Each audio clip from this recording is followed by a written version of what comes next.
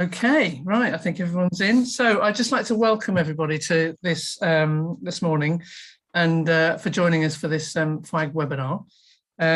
This is our second such event that we've had with Janet. And so Janet Hughes, I'd like to welcome as well, who is the Programme Director for the Future Farming and Countryside Programme. Thanks, Janet, for giving up your time.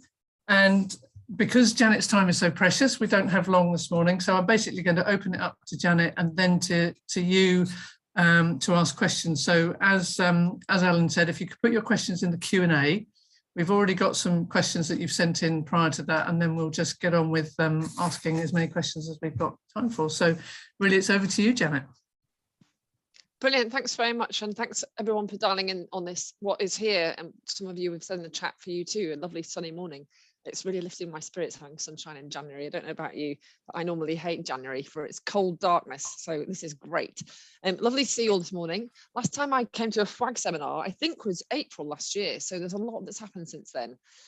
As Rebecca said, I'm the director of the Future Farming and Countryside Programme in Defra, and the things that are in the programme include looking after the existing agri-environment schemes and basic payments, and then from 2024, phasing those out and replacing them with new environmental land management schemes, sustainable farming incentive, local nature recovery and landscape recovery.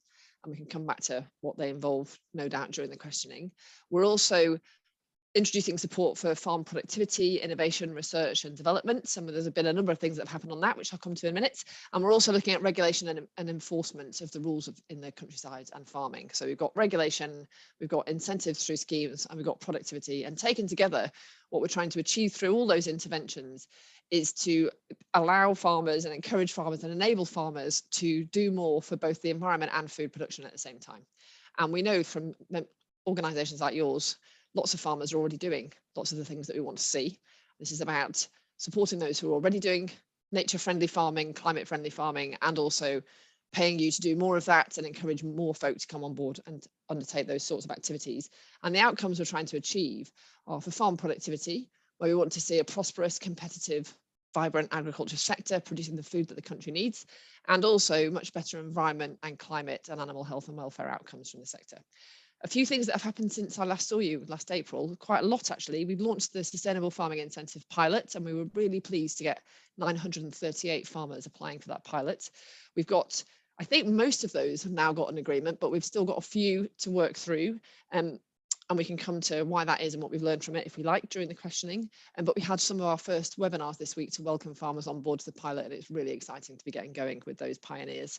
So if there's any of you on the line here, thank you very much for taking part. We're really excited to be working with you. And we've also published some information about how the Sustainable Farming Incentive will work this year when we roll it out for everyone, and how it will develop from this year up to 2025 and beyond, because we're going to introduce a few elements of the scheme this year and then gradually build it up over time as we release more money from direct payments and as we learn and iterate as we go.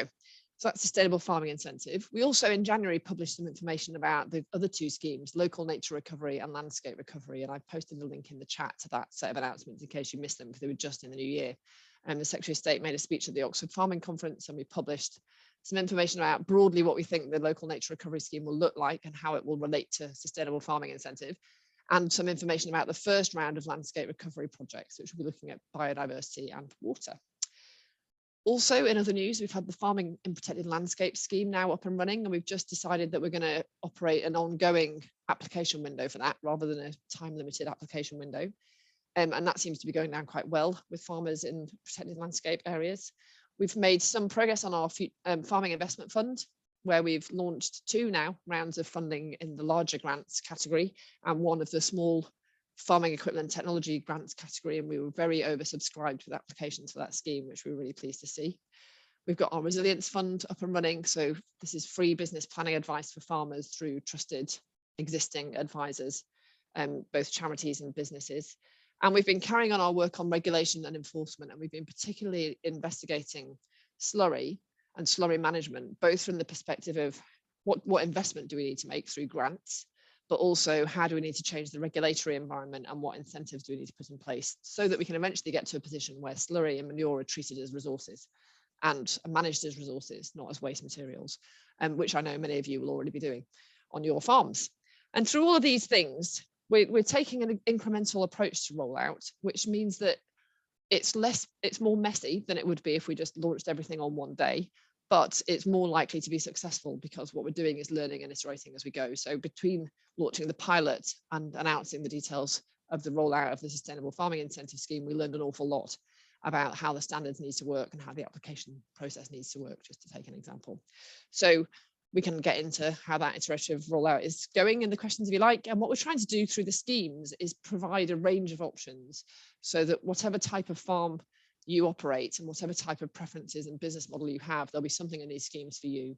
So there'll be some round of the Farming Investment Fund that'll be relevant to you, one of the themes or one of the things that are on the list, and there'll be a combination of environmental schemes that'll be relevant to you, whether that's through farming more sustainably, which many of you will be doing already, sparing less productive areas of your land for nature and the climate and water, which many of you are doing already, no doubt, or at the more extreme end of the spectrum, actual land use change through landscape recovery projects. And we want there to be something for everybody. And we want to support farmers to make choices as to what makes sense for them on their land so that they can produce environmental goods and climate goods alongside food. So we've made a lot of progress. We've learned a lot. I personally have learned a lot, and we collectively have learned an awful lot over the last couple of years with this early set of piloting and rollout. This year, we're going to be launching Sustainable Farming Incentive for everyone. And we're working very hard on that now, closely between my team and the RPA to make sure that's going to go smoothly and work for everybody. We're working up more details on the local nature recovery scheme, and we're going to be testing some elements of that, building on what we've learned in the test and trials so far over the course of this year before we start rolling it out next year. We're going to have the first round of projects for landscape recovery. We'll be launching that competition very shortly. There'll be more Farming Investment Fund and innovation research and development activity for you to get involved in. The Resilience Fund will continue to operate, and there'll be more to say about regulation and enforcement. So it's a big year for us this year. It feels like it's crunch time for us in the Future Farming Programme, where a lot of the work that we've been doing is going to start coming to fruition and actually being launched in reality this year. So we're really looking forward to it. We couldn't be more excited about the stuff that's on our agenda. But we also really appreciate that farmers have loads of questions for us about how this is all going to work. And I'm really keen to hear your questions and feedback today, and I will answer them as best I can. Oh, you're on mute, Rebecca. Yeah. Great, thanks very much, Janet. I'm going to kick off with one of the questions about the horticultural sector.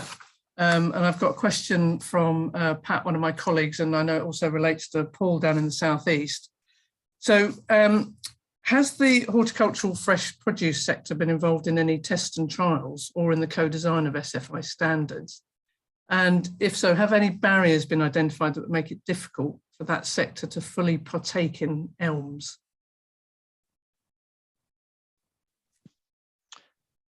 Yeah, so we definitely do talk to the horticultural sector.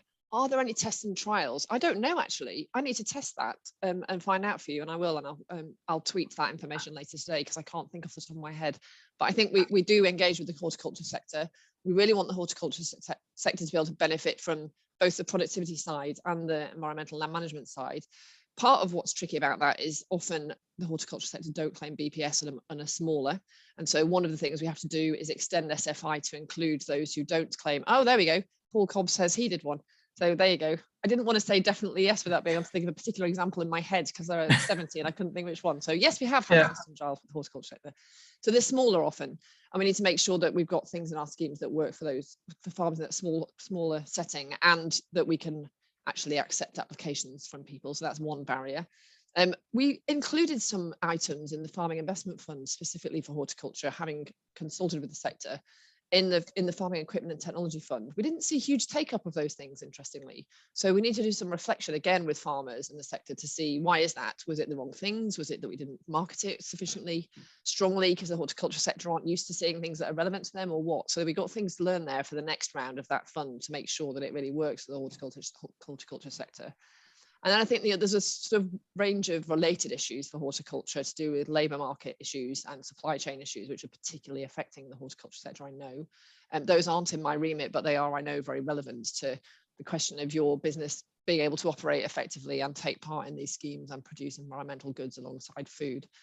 So that's not because I'm personally working on that, but I just want you to know that we do link up with other areas of Defra that are thinking about those issues too. But whoever asked the question, if you want to get in touch with me and tell me more about what you think the issues are, then I'll be delighted. And I will, should have done at the beginning, I'll put my email in the chat, and anyone who wants to contact me is welcome to get in touch, either by email or on Twitter. Okay, that would be great. Yeah, because field scale vegetables, you know, is quite different from sort of combinable crops. Yeah, how they're planted, harvested, and of course. Okay, brilliant. And just one other quick one. Is it fair that smaller producers such as orchards and specialist horticulture should have to wait until 2025 to be able to take part? We'd really like you to be able to take part as early as possible. The way that we're having, but the problem that presents to us, there's two problems. First of all, how do you define a farm that should be eligible for these schemes? Like how small, like should my allotment count? Probably not. So what's the minimum size that should count? And we need to work that out. And that's actually quite a difficult question, because wherever you draw the line, it's always going to exclude some people. So we need to do the policy work to work out what's a reasonable definition that everyone can recognize as trustworthy. And then we need to be able to technologically deliver that. So the reason we know who the farmers are who have more than 5 entitlements is that they claim BPS now. So we need a really efficient way for people who aren't in that position to register with us, and we're not ready to do that yet. And so we don't want to overpromise and underdeliver. But I do recognise the point that you want to get involved. That's why we put some things in the Farming Investment Fund where there aren't those eligibility criteria that are relevant to horticulture, so that you can get involved, and also the animal health and welfare pathway. You don't have to be a BPS claimant. So there are things for you during this time, and we will get to the extension of SFI to farms below 5 hectares as soon as we can, but we have a lot to do, and we need to sequence the work that we're doing to make sure that we deliver it successfully, and we do have to make prioritization decisions in that context. Okay, great, thanks, Janet. I'm going to hand over to Adam now, who's sort of looking at the Q&A. What questions we've got coming through? Yeah, okay. So we had the horticulture coming up in there. A regular issue that people raise around, if we think about the existing schemes of countryside stewardship remaining quite important for the next 2 years before the full rollout of the local nature recovery scheme, and capital works is often an issue around front loading them into the first 2 years of 5-year agreements. And it would just be useful to know what the thinking is around helping to ease that pressure and making it easier for people to schedule works over a period of time. Yeah, so there's some things that we're doing to improve existing schemes. So the things broadly fall into 2 categories. We've tried to simplify countryside stewardship, and we've also made the inspection and penalty and control regime fairer and more proportionate. And we did a blog post about that, which I can share for you if you like. You may have missed it. I'm just going to search for it while I'm talking so I don't forget. So there's some things that we've done to improve the existing schemes. We've also, as you know, you may know, we've increased the prices on most of the CS options starting on the 1st of January 2022 to bring them further up to date with actual income foregone and costs. So if you didn't see that, that's part of the stuff that we published just in January. And if you Google countryside stewardship payment rates, you'll find that information. So there's lots that we're doing in the existing schemes to improve them. But at some point, we need to go beyond what we can do improving the existing schemes and be looking at what we're going to do in the new schemes. And in the new schemes, we want to be much more flexible for people, including on issues like capital and investment and when you do it, but also being able to change agreements as you go along and add more land, add more levels of ambition in SFI, add more options in local nature recovery so that you can build up your agreement over time, and so that you can carry out work over time in a way that makes sense to you. So have a look at the existing schemes, because we have made a lot of improvements to them. And last year we saw a 40% increase in the number of people applying for countryside stewardship because of some of those improvements and because people are now wanting to get into schemes. So do take a look at those. But as we design the new schemes, you should see more flexibility to make the schemes more workable for you on your farm. And we're looking at this capital issue in particular. We haven't got the answer yet, but we are looking at that as one example. And just one follow on from that with regards to the review of revenue payment rates. Will the same happen with capital works in relation because of the increasing cost of materials? I do recognise the increase in cost of materials. At the moment, we're not planning to review capital rates, but we'll keep an eye on that as we go. We thought it was more important to increase the revenue rates because that's an ongoing payment that you get over time, that makes it viable or not for you to be taking part in the scheme. But we have had some other feedback about the capital rates, and will we take a look at them, and we will keep an eye on that situation. So I'm not saying never, but for now we haven't got that plan to do that.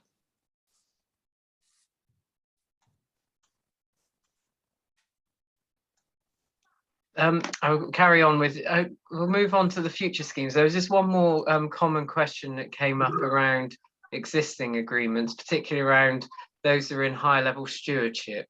And we've had we get mixed opinions and mixed questions about what people want to do with their HLSs. So it'll be interesting to pick up what Defra's thoughts have been around the different views that have come forward. So we've had some members who are wanting longer extensions, so they've got a bit of security over the transition period to within their existing agreement. Others who want to move to stewardship, but the payment gap between their agreements ending and a countryside stewardship agreement starting being too long. And what are your thoughts around extensions and transition between the two schemes? So there's a few issues here. One is about offering people rollover agreements, which broadly is what we're doing, as long as there's value, it continues to be value in the agreement. So if you want to stay in HLS, we have been rolling over, and our plan is to carry on doing that at least for the next couple of years. In terms of the move to CS, we're aware of this issue about the gap between finishing HLS and starting CS. In fact, I had a meeting at the beginning of this week about that very topic, and we will be coming out in the not very distant future with our proposal about how we plan to make it easier for people to move from HLS into CS without a gap. It's constrained by the fact that HLS agreements are still on European EU terms, and then that restrains our flexibility to have different lengths of rollover and different finish dates, but we do have control over new CS agreements, and so we're looking at what are the options there to allow people to make that transition. And I mean, it's worth saying about HLS, some of the people in HLS are the earliest adopters of doing environmental land management, and those people are very important to us, and we really want to look after them. So we do hear this set of issues, and we are looking at what we can do about them. Great, thank you. Rebecca, did you want to pick up anything else there? Just one of the ones about access. Is there any thoughts about bringing back the sort of permissive access options that were previously in HLS? We're looking at access. So on access and heritage, our position on that is we're not prioritising those for the new schemes yet in the next couple of years, but we will continue looking at what's the right set of things that we should be supporting on access and heritage in the new schemes after 2024. So we're going to keep it under review over the next couple of years as part of our policy development of the schemes as a whole. So the short answer is don't know yet, but we are looking at it and working on it. And we have said that we will continue to invest in access and heritage. We just haven't decided exactly how just yet. Okay, great, thanks. And Janet, is there any thoughts about moving away from sort of BPS codes, which can be sort of restricting, what options you put where? I mean, obviously we don't want important permanent grassland, species-rich grassland to be ploughed up, but shouldn't farmers just be paid for what that option is going to deliver, whether it's on an area that was sort of, ryegrass lay, but happens to be down for 7 years, or arable land, and just move away from this, you can't do it because it's registered as grassland? Yeah, I'm aware of that issue. So we haven't got restrictions on SFI of that sort. There are, like all these rules that seem ridiculous, somebody put them in place for a good reason at a point in time, and our task is to understand what was that reason. Does it still apply? And if so, is this still the right way to deal with it? So I think on this and with other issues, there is a reason why that was put in place. Do we need to continue doing it in that way? Possibly not. If the person who's asked me that, I'd love a couple of farmers to talk to in a bit more detail about this and what problems it causes actually. So if there are people on the line who are in that category, do get in touch. I'd really like to understand a bit more about what the nature of the problems is that this causes, because I've had feedback from others that this is a problem too. So okay, that's great. Yeah, we can find you plenty of those. Great. I'd really welcome a more focused chat about that, and also particularly what do you think we should do? Okay. If we're trying to protect permanent pasture as a thing that ought to be protected because it's good, what's the right way to do it? If this isn't the right way to do it, I'd love to hear people's ideas about that.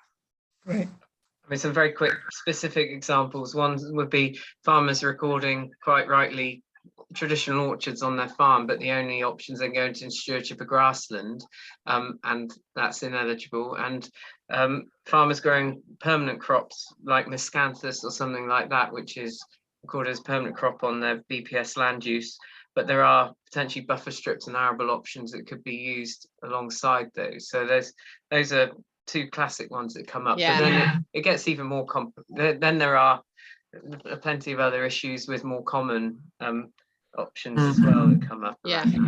So on one of those, at least, I think SFI will help, because we're saying that you can combine different options on the same parcel of land in a way that's much more difficult with CS. So, for example, if you've got a CS agreement that covers either a hedgerow or a buffer strip or whatever, you can also go into SFI for the rest of the land in that parcel for the soil.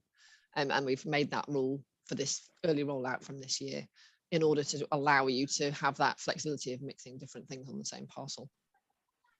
To segue into SFI, quite a few people have been asking around the compatibility between countryside stewardship and SFI, Yeah. Particularly with things like cover crops and herbal lays being within both. When will we be able to get more clarification in terms of how those are compatible? Because obviously the two schemes have been designed to work together, but there are some overlaps. Yeah, there are. So the rules are, if you're already being paid to do something on a particular bit of land through CS, that you can't be paid to do that same thing on the same piece of land through SFI. So we won't pay you twice to have a buffer strip on exactly the same parcel, exactly the same place. But you can have both CS and SFI alongside each other, as long as the two things are compatible and they're not blatantly contradictory. So if you've already told us that you're converting a parcel of land to woodland, then we're not going to pay you to do arable soil management on that exact same parcel, because those two things can't both be true. In terms of the specific options and their compatibility, overlaps, etc., we're going through all of that now. We'll publish some detailed guidance about that before we launch the scheme, so everybody can see exactly how to manage it. I think there's particular complexities there around some of the rotational CS options and how you manage those within the rotational intent of SFI. And also the bits where there are the same requirements in both. And basically, if it's got the same requirement in both, you would need to have them on different bits of land at any given moment in time. So we're not paying you for the same thing twice is the rule. But we'll publish detailed rules about that before we launch the scheme, along with the guidance about how to do the things in SFI, which we also need to publish.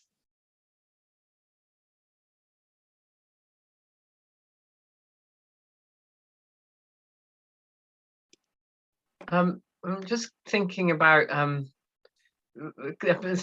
the relationship between different schemes. It might be just worth picking up on some of that. So we've got lots of people coming in questioning us about the eligibility for the improved grass and soil standard, for example, and potential kind of perverse incentives there, people thinking, well, actually, to achieve that standard, I'm going to need to cultivate some of my permanent pasture, but that might not be environmentally appropriate. And how we balance that kind of making sure that we're doing the right thing for the land and not just looking at the kind of headline payment and how we achieve eligibility for that, but that you can stack these different schemes to deliver different things. Yeah, exactly. And we don't want you to do things which are not a good idea on your farm. And the way we've designed SFI is to try and make it flexible so that you can decide which piece of your land you're going to do each thing on each year. So that the rules relate to the total amount of land you've put into the scheme, and of that you have to do certain things on a certain percentage of it. And that should give you the flexibility to manage the requirements within your rotation and alongside other things that you're doing. But also there's flexibility as to how you go about doing things. So instead of saying, here is the specific prescription for the mix that you must sow for your winter cover, we're saying you need to have some winter cover. Here are some of the sorts of things that would qualify. You decide how best to do it.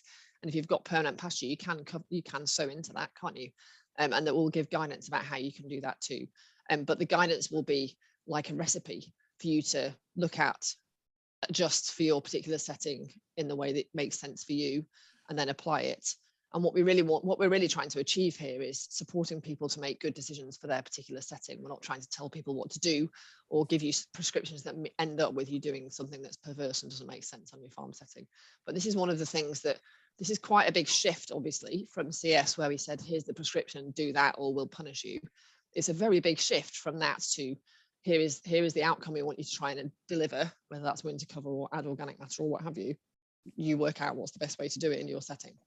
And we've got a lot to learn about how best to run that in a way that means we get good value for money. Farmers can make informed and effective choices, and we don't see perverse incentives, which is why we're taking a test and learn approach to the way we roll this out, so that we can learn and improve as we go on that front. It's quite tricky to not end up jumping around subjects as I'm reading right. through the questions and trying to, it ends up happening a bit.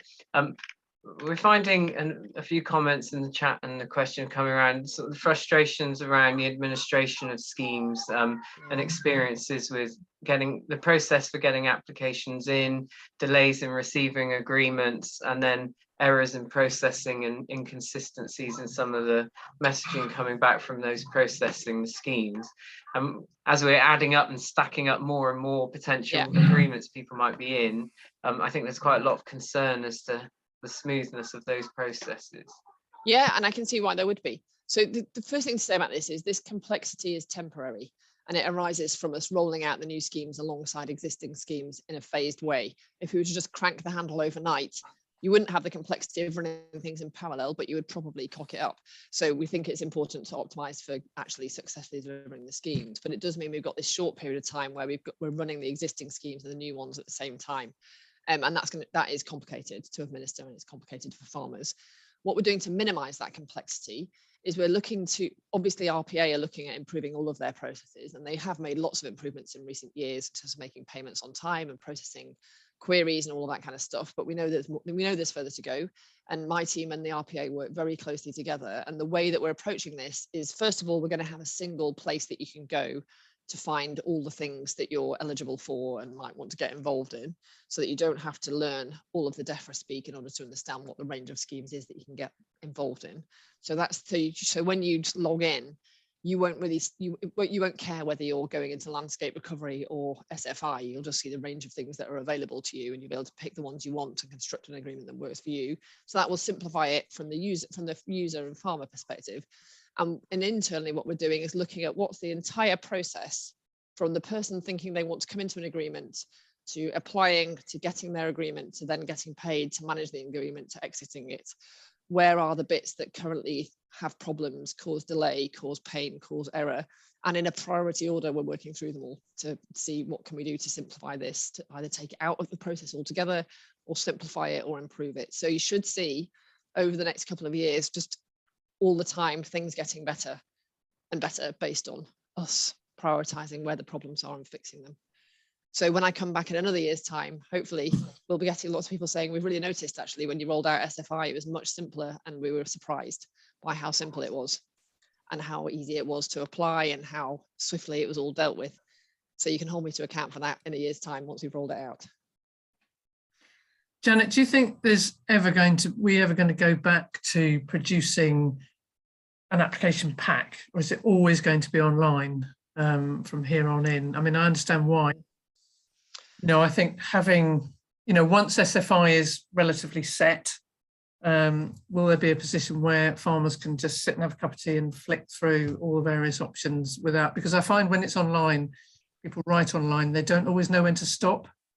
And there's a huge amount of information in there, and you can get very lost in it all. Yeah, that's one of the problems with the SFI pilot, actually. We've had a lot of feedback about that, where people have found that there's too many different bits of guidance, and it's very hard to navigate between them all, and there's just too much of it in general. And somebody showed me, they'd printed out all the bits of paper they needed for the pilot, and it was a lot. So one of the things we're doing is just cutting that right back for the main scheme. It's been very helpful feedback and very helpful learning that we've had in the pilot about exactly that point, so that we're giving people the information they need, but not absolutely pages and pages and pages of information we think they might fancy. And part of that comes from making things less prescriptive, because if you're not writing detailed prescriptions, you don't need to write it all out in quite such detail, do you? In terms of printing it out, we often get asked this, why isn't there a PDF that I can just print out? And we are looking at what do we need to do to cater for those who prefer to operate in that way. I think it's very unlikely we would be in a situation where we would be posting out packs to people, but can we make it possible to just print out our stuff so that if that's what you want to do, it's straightforward to do so, then I think we could definitely meet somewhere in the middle on that. And what we're doing to work this out, by the way, it's not me and my mates sitting here in Defra having a think about it. We're working with, every time we now develop something, we immediately show it to a farmer, see what they think, improve it, show it to another farmer, see what they think, improve it. And that's the cycle that we're in every couple of weeks now, so that we are learning all the time from how farmers are reacting to the information we're putting out there and how we can make it simpler. So you should see things improve over the course of this year in terms of the level of clarity and simplicity and the ease of interacting with things. But it'll take us a while to get to the really optimal point on that. My experience of building services like this is it does take a while to really get to the nub of what's the critical information that you need to put forward. Yeah, certainly PDS. I mean, we've had them in the past for mid-tier, and we haven't recently, and they're really, really useful. Yeah, and I think it does affect uptake of the scheme, because you just lose the will to live sometimes when you're online and you just can't find what you need to find. Yeah, I can see why you would. When I joined the program, I tried to find all the information about existing schemes. Good luck with that. You have to be an expert in what the name of the thing is and which particular version is the right one. And we are working to improve that, but it's going to take us a while. Yeah. But I absolutely recognise the issue. Absolutely. I think archiving information, I think, is quite important as well, so farmers know that they're looking at the most recent information. Yeah. We've got an additional bit of complexity as well, because we're running the pilot and the main scheme for sustainable farming incentive, and actually we've taken down a lot of the information about the pilot from the internet, because it was confusing everybody else. So yeah, we've got a way to go on that one, but I very much recognise the issue. Yeah. Adam, have you got some? There's quite a few coming in the Q&A now. They're coming thick and fast. Yes, I'm trying to take it in turns to. There was a quick question that has come in at the end around stewardship for next year. We await the manuals to see any changes, but there are any headlines that are publicly available at the moment which we can just cover off? Not yet, but the manual will be coming out very soon. It normally comes out in February. We're on track to do that again this year. There's no massive policy shifts. There's a few tweaks. I think that would be a fair summary of the situation, but there's no kind of massive things that are not in there anymore, or great big new extra things. And we're getting quite around the edges, and we'll put something on the blog. If you didn't see in the chat earlier, I put a link to the program blog. Did I just put that in? Here's one post on the blog, which is the one about inspections. If you go there, you can sign up to get an email update every time we do a post on this blog. And whenever we do things like launch a new round of countryside stewardship, or we've got some learning to share from the pilot or whatever, we publish it on there. So follow that link that I've just posted, and you can sign up on the right hand side. You can sign up to get updates. There's quite a few questions around different elements of particular habitats and features on the farm. And in the local nature recovery scheme update, it talked about additional kind of features that are part of the evolution of the options within stewardship to open things up around infield trees and wetlands and species reintroduction. And some people are really interested in trees outside of woodland and buffer shelter belts and things like that. Can you just say a little bit perhaps about the work that's going on around identifying those opportunities for increasing the scope of schemes? Yeah, so in the short term, the England Woodland Creation Offer is the place to go if you want funding to plant trees and maintain them. And in that scheme, there's some flexibility around in woodland, not necessarily meaning a big block of woodland, but actually there might be edges or hedgerows or shelter belts or whatever on your farm and smaller areas of woodland, and there is funding available through that. And there'll be some more information coming out about that really quite soon, actually. So watch this space. And then that scheme will eventually become part of environmental land management. And I saw there was a question on the list of somebody saying, will you be able to transfer from that scheme into environmental land management? And the answer is yes, you will. And if you're already in a contract, then you can continue that and then transfer across. So look to the England Woodland Creation Offer in the short term. And then we'll be looking, as we develop local nature recovery options over the course of this year, we're looking at all the different ways that you can incorporate trees into the farmed landscape. So much less of a division between woodlands and farmland and instead thinking about incorporating trees. And you can see some of that in the new uplands offer around wood pasture, where we've already started to move in that direction, if you want to see a sort of hint for the direction of travel. Great, thank you very much. A little bit around regulation. We've had some comments around the relationship between the farming rules for water, for example, and the soil management planning within the sustainable farming incentive. Obviously, any Defra payments are for actions beyond the regulatory baseline, but as the baseline is reviewed and adapted, and there's obviously a strong interaction between them, because you've got to do the basics before you move on. Just maybe some comments around the relationship between the Environment Agency and their regulatory work and the schemes as they develop.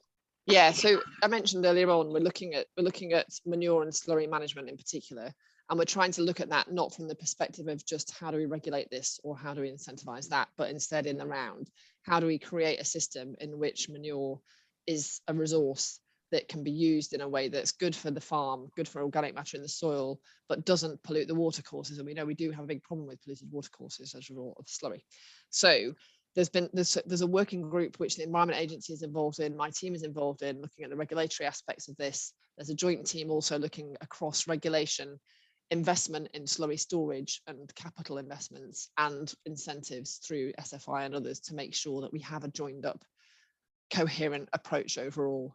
And we recognise that we don't have that yet, and that's important, and that we need to work on it. In terms of SFI, the way we've designed that is you do need to add organic matter to your soil. It doesn't have to be manure. It can be, but it could also be chopped straw, or it could be green manures, or the methods. So, and if you do use manure, obviously you need to do that in a way that's compliant with the regulatory requirements about using it, so that you're not polluting the watercourse at the same time. So we're making steps towards making this more coherent and joined up.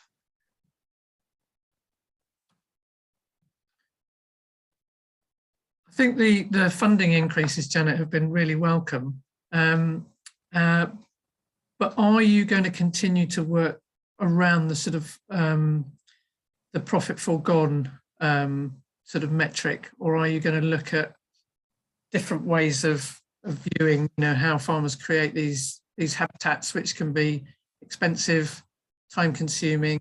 Yeah.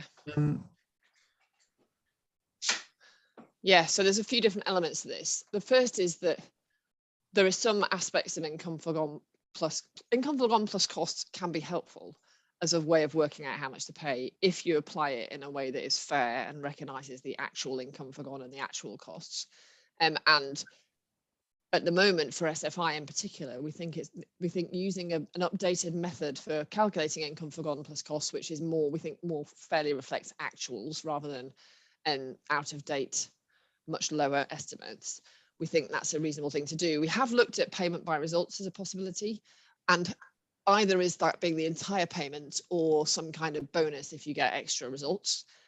We think that's more likely to be appropriate for local nature recovery than it is for SFI. And part of the reason for that is that there isn't a direct linear cause and effect reliable relationship between do this action, get this outcome, because the weather, the soil type, the topography, the location, etc., all sorts of things, nature, all sorts of things out of the farmer's control will intervene in the relationship between the thing you do and the outcome you get. So it's not very fair if you only measure the outcome, we don't think, based on, particularly for things like carbon sequestration. It depends where you start, depends on your soil type, etc. So we don't think it's the right thing to do at this stage. However, we are still looking at it. And for local nature recovery, we've also looked at other ways of setting prices, including, for example, reverse auctions, which some of the water companies use successfully to decide what's the price they're going to, farmers decide what price they'll accept for the action that they're being asked to do. We've done some tests and trials to look at that as well, and we'll keep that under review to see whether that's a more useful way to set prices in local nature recovery. At the moment, our expectation is we'll have options with a flat rate payment, but to be discussed exactly how do you decide what that flat rate payment is, and also we will carry on trialing other ways to set prices. What we're trying to achieve is that farmers get a fair reward for what they're doing. It makes sense for their business to do that thing, and it's financially sensible for them to do that thing, and and at the same time, government is getting good value for taxpayers' money for the investment that it's making. And part of the way we do that is choosing actions which actually are going to benefit the farmer as much as they are going to produce good outcomes for the countryside. So, for example, if you reduce your fertilizer use, inorganic fertilizer use through smarter application of fertilizers, you're reducing your costs and you're creating good outcomes potentially for carbon and for the environment and biodiversity and water. So there's lots of the things that we're going to pay for here which are win-win-win for farmers and the environment, and the payment rates can reflect that fact. To invite a few people just to ask their questions directly, if they're happy to do that. I wonder if Helen Rhodes, if you wanted to ask the question that you've just put into the chat around urban fringe, because you've raised a couple of points on that during the chat. And then Adrian Baker with your question around organic matter. Start with those and then pick up a couple more. You just have to wait. It's all right. We'll have to unmute you, but I can see Helen's now there. Hi, Helen. Hiya. Yeah, a few questions regarding urban fringe.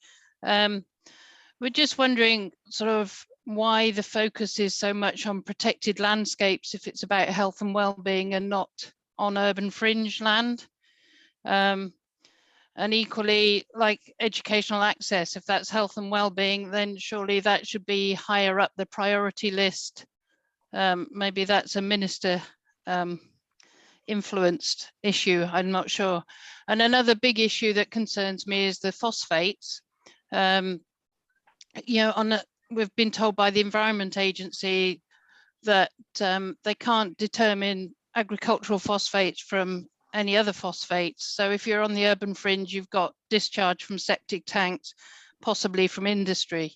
The Environment Agency has told me that, you know, if they know what the licenses are discharged from industry, so anything else has got to be agricultural, and they know what the water companies are discharging, everything else is agricultural.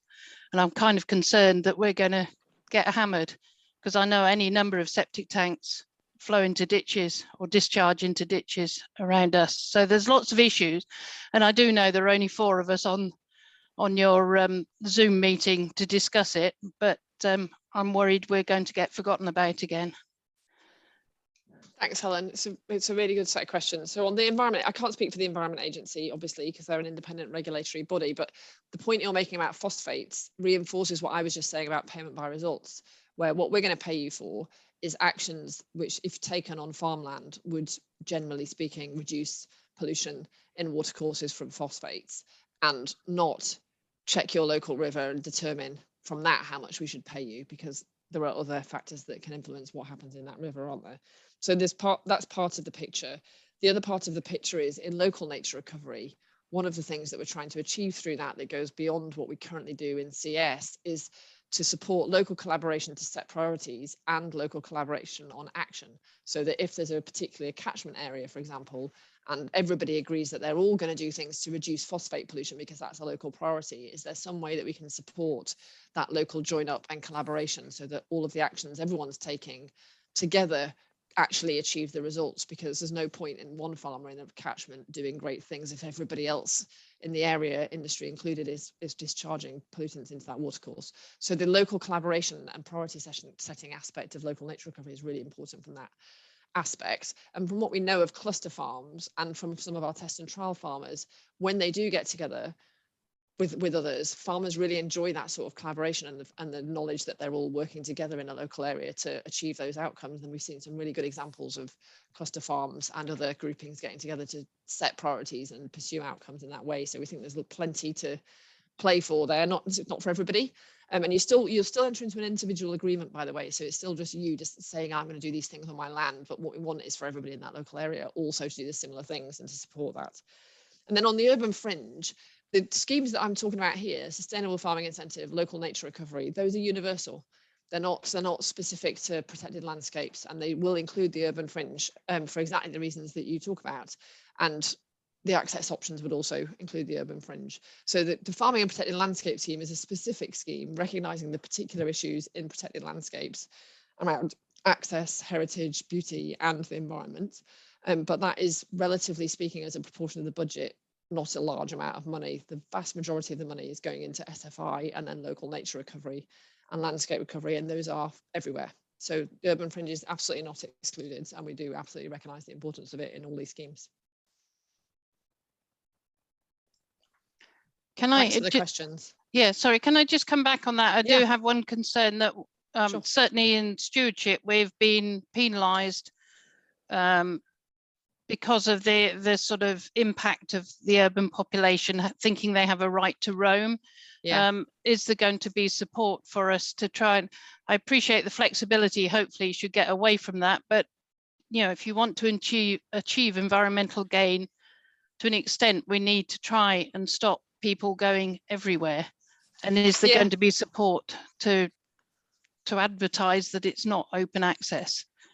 This is, I actually think this is an issue not just for urban fringe, but all sorts of areas. And I think especially during lockdown, some of the other protected areas as well had this problem of lots and lots of folk coming. The Lake District farmers have told me they had a real problem with people coming during lockdown and roaming all over the place and creating mayhem and everybody having to clear it up afterwards. What we've said on access is that we're going to look at it over the next couple of years to work out what's the best way to support it. And we do recognise the issues that you're saying. And I see feedback from farmers often, which is they're trying to grow a wildflower margin, and folk just think it's a pathway, so walk all over it, wash it, or kind of go into their crops in their field from the pathway because the pathway is a bit poached or whatever. There's a real sort of set of issues there to be managed between environmental, land management, food production and access. There's a tricky set of issues. There's particular issues in peri-urban areas, as you say. That's why we need to work through it over the next couple of years, is to work out what's the right set of interventions. Thanks, Janet. If we just have a question from, got Adrian there, Ellen, to ask his question. Great. Hi, Adrian. You're on mute, Adrian, if you could unmute. And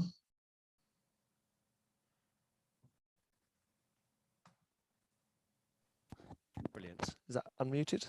yes, no, we can hear you. Great. Brilliant. Firstly, Janet, yeah, just a quick one to say this is actually a really, really good webinar, and thank you for your time. So the question is regarding SFI and the introductory level. There's a mention of soil organic matter testing, and I just wondered if you could clarify what your thinking is on the intensity. As an example, some samples I've recently sent off, the cost is around £20 a sample. So to me, the sense would be to take samples specific to maybe soil texture, which could cover a number of fields or areas of the farm rather than a per hectare. Could you sort of offer some insight from your side, please? Yeah, I can completely see how that makes sense. And also, if you've got different soil types in the same field and different soil depths in the same field, etc., all different levels of compaction, I can completely see why you want to do that. And actually, the farmers that have got really detailed geospatial maps of their fields, when you look at those, you understand there's no such thing as a level of soil organic matter in a field, because it really varies, doesn't it? What we're going to do is publish some guidance about this, about the sorts of things we'd like you to consider.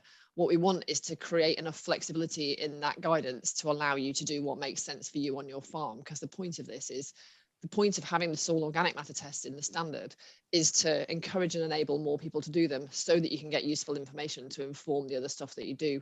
So we're not going to say, do it in this exact way. We're going to say, here's some ways to decide how to do this. Here's roughly the sort of level of testing that you should be doing to meet the requirement. You decide how best to do it, recognizing that for each farm, a different approach would probably make sense. Does that make sense to you as an approach? Yes, it does. And just sort of following on from a comment Rebecca made about the archiving of files, and we found this with COVID-related government documents through the last 18 months. If there's any way of just putting on them that they are a current document or something, so that, yeah, exactly that, when we're reading things, it helps to understand if you are reading the most recent guidance from you. So that would be very helpful. Thank you. I've noted that down. I'll pick that up with our content team. Pass that to your colleagues in Westminster. Well, it's colleagues in Defra who produce the content on gov.uk. So I'll pass it on and work out what we can do about that. Thank you. Thanks for the question. Okay, I think we've pretty much come to our time, Janet. I know there's still some questions that we haven't answered. We're going to save the questions and answer as many of them as we can. Yep. And make that available. And obviously this is being recorded, so you'll all be able to sort of listen back if you've missed anything. And you're welcome to follow up by email or on Twitter. I'm also active on the farming forum if that's your particular preference. So I'm very easy to find on whichever forum it is that you normally use. And if you want to follow up, then let me know. Fantastic.